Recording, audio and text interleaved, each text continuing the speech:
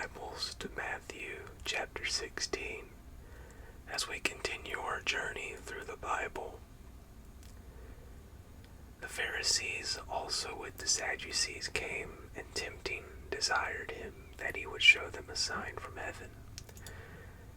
So the Pharisees and the Sadducees are two groups that hated each other because they both had different beliefs.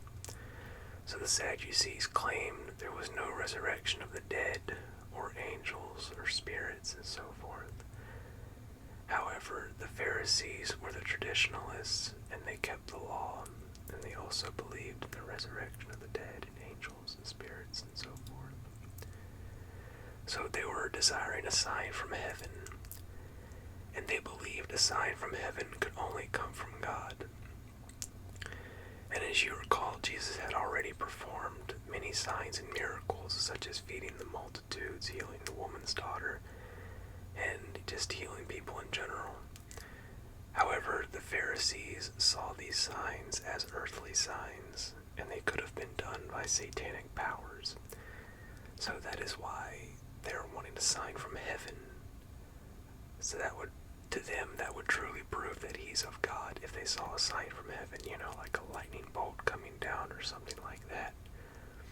Because they think all the other works he'd done were by satanic powers. Remember, they accused him of casting out demons by the prince of Beelzebub.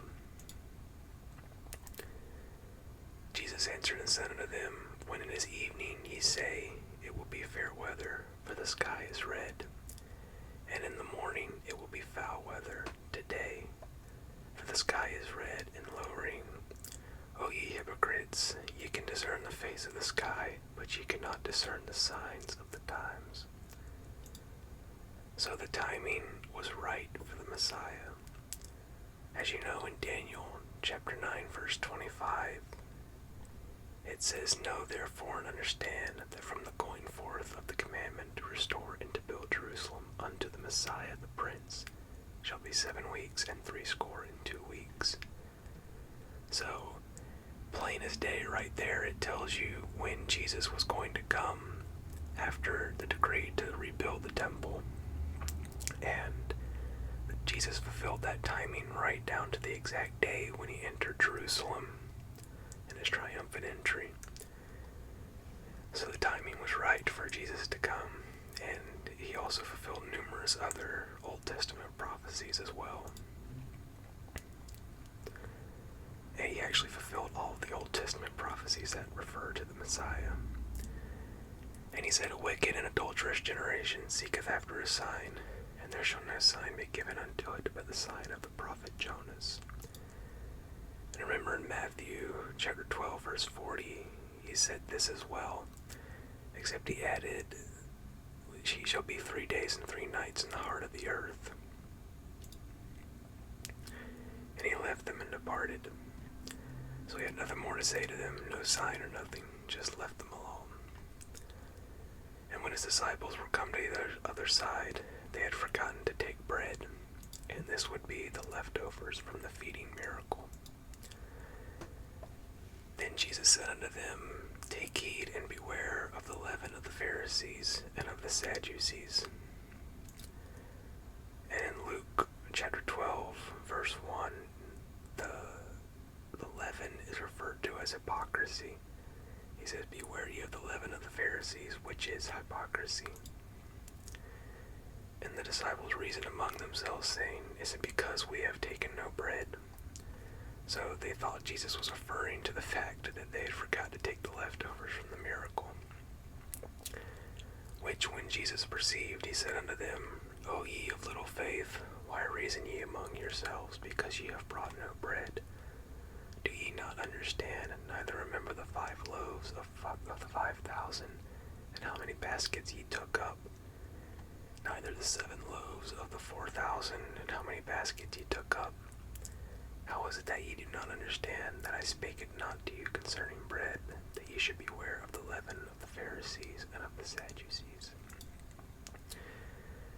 So the leaven of the Pharisees and the Sadducees, which is hypocrisy, and hypocrisy entered the church very early, as you recall in the book of Acts. Ananias and Sapphira sold their property and brought it to Peter, the money to Peter. They lied about the amount they sold it for, and they were both killed where they stood. So Jesus was warning the disciples already about hypocrisy, and as we see, it did enter the church very early, and it's still in the church today. And the Pharisees themselves put on an outward show, but there was nothing on the inside, nothing in their heart towards God. You remember Jesus said they honor me with their mouths, but their hearts are far from me. And also, in the future, we're going to see where he tells them that they look good on the outside, they present themselves well, but on the inside they're full of dead men's bones. Then understood they how that he bade them not beware of the leaven of bread, but of the doctrine of the Pharisees and of the Sadducees. When Jesus came into the coast of Caesarea Philippi, he asked his disciples, saying, Who do men say that I, the Son of Man, am? So Caesarea Philippi was ruled by one of Herod's sons, Philip, and this was in Gentile territory, and Caesarea equals Caesar. That's where the name comes from. And this was the site of worship for a nature god known as Pan, and the home of a temple dedicated to Augustus Caesar. So they're asking, Jesus said, Who do you think that I am? Who do they say that I am? And they said, Some say that thou art John the Baptist. And as you recall, this is what Herod thought. Some people say Elijah. And the Pharisees and the people in general were anticipating Elijah to return. In Malachi 4:5, it says, Behold, I will send you Elijah the prophet before the coming of the great and dreadful day of the Lord. So they were anticipating Elijah. Remember when the Pharisees came to John the Baptist, they asked him, Are you Elijah? Because they were anticipating him. And others say that he is Jeremiah. And some say this because 2 Maccabees says Jeremiah hid the Ark of the Covenant when the Babylonians destroyed Israel. And it claims that he will retrieve the Ark and bring it to Jerusalem before the Messiah comes. So that's why some people were saying that he was Jeremiah, or one of the prophets. Jesus said unto them, But whom say ye that I am? And Simon Peter answered and said, Thou art the Christ, the Son of the living God. And thou art the Christ means anointed one. And Jesus answered and said unto him, Blessed art thou, Simon Bar-Jonah, for flesh and blood hath not revealed it unto thee, but my Father which is in heaven. And Simon Bar-Jonah, Bar equals son, so Bar-Jonah is son of Jonah. And we see here Peter had a spiritual revelation. You know, he didn't come to this conclusion on his own. It was revealed to him by the Father. And I say also unto thee that thou art Peter, and upon this rock I will build my church, and the gates of hell shall not prevail against it. So Peter here is Petros, which means a little stone. And this rock is a great big rock. So you have two different comparisons here. You have a big rock, and Peter is a little stone. And Jesus says, I will build my church. But he says, I will build my church on this big rock himself, not Peter the little stone. Upon this rock I will build my church. So Jesus is the foundation for the church. In 1 Corinthians chapter 3, verse 11, it says, For other foundation can no man lay than that is laid, which is Jesus Christ. So Jesus Christ is the foundation of the church. And the gates of hell shall not prevail against it. And there's two interpretations for this. One is hell did not prevail against Jesus, which is true. Or hell will not prevail against the church, which is also true. So since Jesus is the church, hell didn't prevail against it, or the church in general will not be prevailed over by hell. And Jesus said, I will give unto thee the keys of the kingdom of heaven, and whatsoever whatsoever thou shalt loose on earth shall be loosed in heaven. And as we know, Peter opened the doors to the Jews and to the Gentiles. Remember, he was one of the main leaders and speakers at Pentecost to the Jews. And also, he was the first to come into Cornelius' house, who was a Gentile, and he kind of broke down the barriers from Jew versus Gentile. And whatsoever we bind on earth and heaven will be loosed. And this is, we can bind the powers of darkness through prayer, which I think a lot of people overlook in the church, or the church in general overlooks, is that we have the power to bind the powers of darkness through prayer. Very powerful promises to the church. And so, as you know, the Catholics take this as Saint Peter was the first pope. You know, the keys were given to Peter, and in each succession, the pope has the keys to this day. You know, the current pope, they say, has the keys. And that goes all the way back to Peter. But as we said, Jesus is the foundation, and he said, this church, this rock, will I build my church. Peter is not the rock that the church is built upon. Jesus is the rock. The big rock, not the stone. Jesus is the big rock that the church is built upon. Verse 20. Then charged he his disciples that they should tell no man that he was Jesus the Christ. So he wasn't going to reign now. From that time forth began Jesus to show unto his disciples how that he must go unto Jerusalem and suffer many things of the elders and chief priests and scribes, and be killed and raised again the third day. So now that Peter had the spiritual revelation and they know that he's the Christ, he doesn't want them to get the wrong idea that he's going to set up his kingdom now, overthrow the Romans and set up his kingdom. He still has to complete his mission. He still has to suffer first and die for the sins of everyone. Then he will come back later and set up his kingdom. Then Peter took him and began to rebuke him, or actually he grabbed him, saying, "Be it far from thee, Lord." More translation could say, "Spare yourself from this. This shall not be unto thee." But he turned and said unto Peter, "Get thee behind me, Satan. Thou art an offense unto me. For thou savorest not the things that be of God, but those that be of men."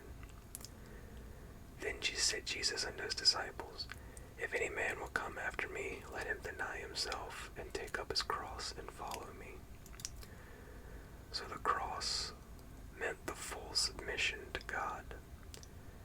Jesus despised the cross, but he went through with it. He submitted himself fully to the Father. It was also symbolic of taking up your death sentence. When he said take up your cross, it means you're going to die. So very heavy duty to follow Jesus. It might cost you your life, but you have to take up your cross. And to follow Jesus, we need to always watch him and follow closely. And later on we will see Peter followed Jesus afar off after Jesus was arrested, and it led him into temptation, and he fell. And there's 3 requirements to follow Jesus, as we see here. First, you have to deny yourself. Second, you have to take up your cross. And thirdly, you follow him. For whosoever will save his life shall lose it, and whosoever will lose his life for my sake shall find it. And as we know, the apostles were all martyred, except for John, who was exiled. And in that day, Romans would kill Christians who would not declare Caesar as Lord. And there was one famous martyr called Polycarp, who was burned at the stake for refusing to acknowledge Caesar as Lord. The story goes he was an old man. The executioner had compassion on him and said, "Old man, just confess that Caesar is Lord. You're too old to have to go through all this pain and suffering. Just confess Caesar is Lord and just go on with your life." But Polycarp said, "The fires here will burn for a moment, but the fires in hell will burn for an eternity. And he was burned at the stake for refusing to declare Caesar as Lord. Jesus said, "For what is a man profited if he shall gain the whole world and lose his own soul? Or what shall a man give in exchange for his soul?" So our souls are eternal, and there is nothing more valuable than your soul. God sees your soul as so valuable, he sent his only begotten Son to die for it. And as you recall in Matthew chapter 4, verse 8, when Jesus was being tempted by Satan, Satan said, "I will give you all the kingdoms of the world. I will give you everything if you just bow down and worship me." And if Jesus would have worshipped Satan for the whole world, he would have been the loser in that deal. Your soul's eternal. What if you gain the whole world but lose your own soul? For the Son of Man shall come in the glory of his Father with his angels, and then he shall reward every man according to his works. Verily I say unto you, there be some standing here which shall not taste of death till they see the Son of Man coming in his kingdom. So here creates kind of a conflict, as some people see. How is this possible? How would some people standing there not taste of death till they see the Son of Man coming? They all died, but Jesus still hasn't come back. So how is this possible? Well, as you know, the Bible was originally not written with verses and chapters. Those were added in later by people. And when we come to an end of a chapter, we think that's the end of the section, the end of the thought, that a new chapter starts a new concept or theme. But that's not so. And so the chapter technically ends here, but we will see in the next chapter that after a few days, Jesus is transfigured before the disciples. So here Jesus is referring to the transfiguration in the next chapter, because the disciples there standing with him are going to see him transfigured and in all of his glory. So that takes care of the seeming conflict that arises here. And that will complete our study of chapter 16. Next week, we will take a look at the transfiguration of Jesus. And I hope you all have a great week. And I hope you all stay safe. If there's anybody watching who's in Florida or in the path of the hurricane, I'll be praying for you. I hope you all stay safe. And let me know if you have any questions. And I will see you all next week. Thank you for watching.